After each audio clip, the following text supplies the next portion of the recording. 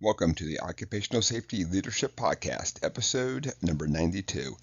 In the next couple of episodes, we'll sit down and start focusing on risk assessment, and we'll look at the various types of the matrix that you can use. Some are really easy, and some I can't say they're hard, but they generally add more detail. And when you end up with more detail, you then have a easier way to sort out what you will and you won't address. In a perfect world, of course, we address every single hazard as soon as we figure out this hazard. That just doesn't happen. Time and money are just not endless. So I think it really makes sense to focus in on the very big casualty causing consequences that cannot be avoided. And then how do we kind of go back down? So in today's, we're going to talk about the 3x3 risk assessment matrix. Let's just get started.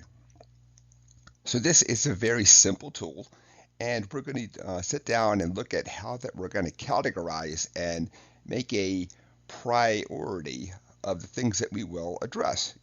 So we're going to talk about things like likelihood and severity and consequences, and a lot of these are very like interchangeable words. So if there's something that your company is using, always stick with that word as opposed to saying the same thing but a different way. That way, it's not so scary when you kind of sit down and introduce these concepts. It's not seen as something that's totally brand new, like, oh no, I got to learn some more lingo, I got to do this and all that. Um, but for me, I think that these are fantastic ways of sitting down and just really focusing my time and effort too. Um, I'd like to say that every single time that I see the risk, the same thing with the guys in the field who see the risk, but with these guys doing it all day, every day, they of course sometimes view risk a totally separate way than I view risk. That's why it's always important to get input from the folks too. So I can write a fantastic SOP and matrix and reduce risk, but if it's not really based on what the guys face, and by guys I mean you're either in the field, you're the factory floor, you're walking the chemical lab, whatever it has to work for them. It can't be something that's totally awesome for me and looks good, but it just doesn't apply. So I've done a lot of talking. Let's just get right into it then. So in today's the 3x3, we're going to look at likelihood, which is also known as probability. Again, we can use those words in an interchangeable, whatever works for you and your company best.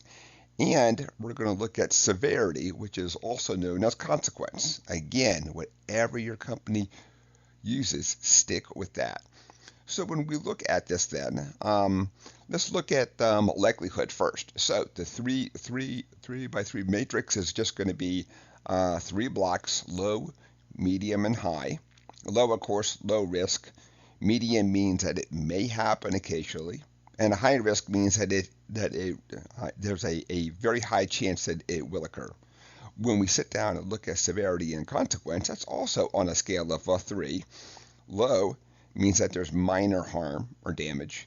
Medium is moderate harm or damage, and then 3 is significant harm or damage. Let's go on to the next slide here. So when we look at probability and impact, you then have any areas of green. Now, for folks who can't see this here, what we have is a block of 9. So we have the probability, low, medium, and high, and impact, low, medium, and high.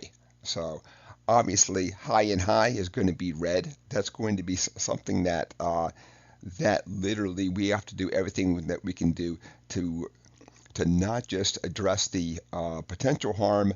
I mean, not just lower the harm, but like literally stop doing right now, no matter what, until you come up with a plan. When you think about medium and medium, of course, you then have medium risk. Low and low is a very low risk then. And then there's different categories after that. You can have a very low probability and a high impact, which means that you're going to have a low injury then.